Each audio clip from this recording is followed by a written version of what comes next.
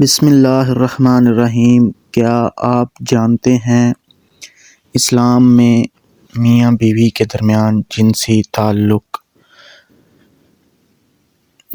تعلق صرف خواہش نہیں بلکہ عبادت بھی ہے۔ نبی کریم صلی اللہ علیہ وآلہ وسلم نے فرمایا، تمہارا اپنی بیوی کے ساتھ تعلق بھی صدقہ ہے۔ صحابہ نے عرض کیا، یا رسول اللہ صلی اللہ علیہ وآلہ وسلم، کیا خواہش پوری کرنے پر بھی اجر ہے؟ تو آپ صلی اللہ علیہ وآلہ وسلم نے فرمایا، اگر حرام میں پوری کرتا تو گناہ ہوتا، اور جب حلال میں پوری کی تو اجر ملا۔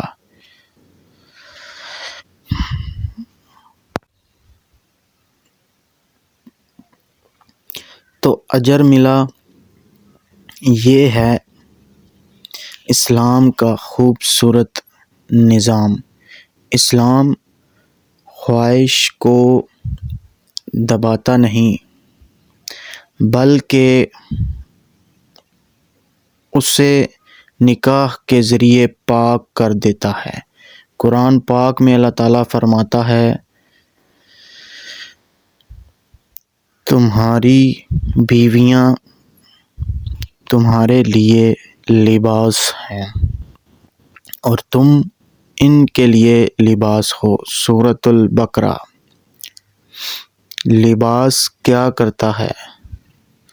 عیب چھپاتا ہے، سکون دیتا ہے، حفاظت کرتا ہے، قربت پیدا کرتا ہے۔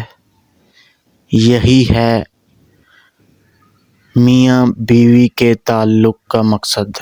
اسلام میں جنسی تعلق زبردستی نہیں بلکہ محبت، رضا اور سکون کا نام ہے۔ نبی کریم صلی اللہ علیہ وآلہ وسلم اپنی ازواج کے ساتھ نرمی، محبت اور احترام سے پیش آتے۔ آپ صلی اللہ علیہ وآلہ وسلم نے فرمایا، تم میں سے سب سے بہتر وہ ہے جو اپنے گھر والوں کے لیے بہتر ہو۔ یاد رکھیں، اسلام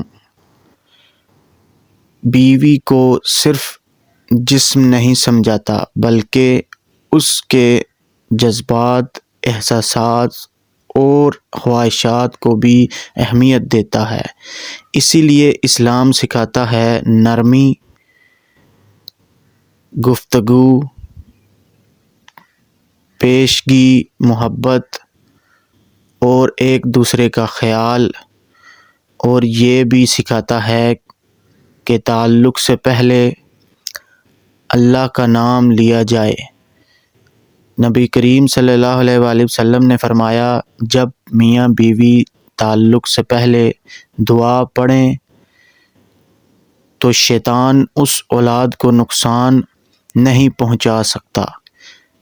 اسلام حیا کا دین ہے، لیکن لا علمی کا نہیں۔ آج بہت سے گناہ صرف اس لیے پھیل رہے ہیں کہ حلال کو مشکل اور حرام کو آسان بنا دیا گیا ہے۔ اگر نوجوان کو حلال محبت مل جائے تو وہ حرام کی طرف نہیں جاتا۔ یاد رکھیں، نگاہوں کی حفاظت ہے۔ نکاح دل کے سکون کا ذریعہ ہے۔ نکاح معاشرے کی پاکیزگی ہے۔ اسلام جنسی تعلق کو چھپانے کی چیز نہیں بلکہ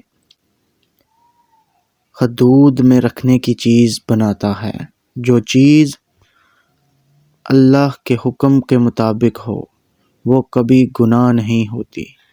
آخر میں ایک پیغام، اگر آپ شادی شدہ ہیں تو اپنے تعلق کو عبادت بنائیں، اور اگر غیر شادی شدہ ہیں تو صبر کا دامن تھام کے رکھیں اور حلال کا انتظار کریں، کیونکہ جو اللہ کے لیے چھوڑتا ہے اللہ اسے اس سے بہتر عطا فرماتا ہے۔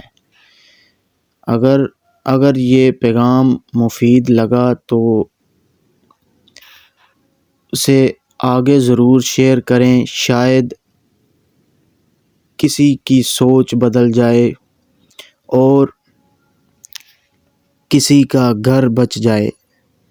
جزاک اللہ خیر۔